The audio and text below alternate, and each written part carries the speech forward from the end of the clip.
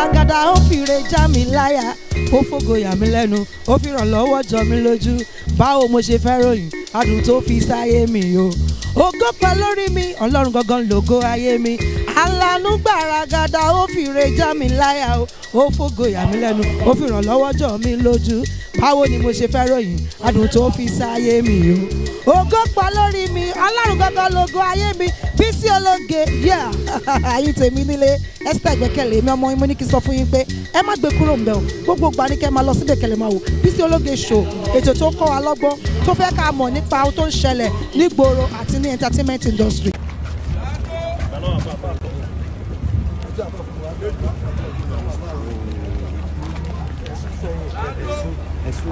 Àdìsá igi eléra ọmọ síbá ti pé lọ bàbá ṣe eré ó ṣègùn mo ti abàjá lọ́rùn mo ti rí bàbá àjọ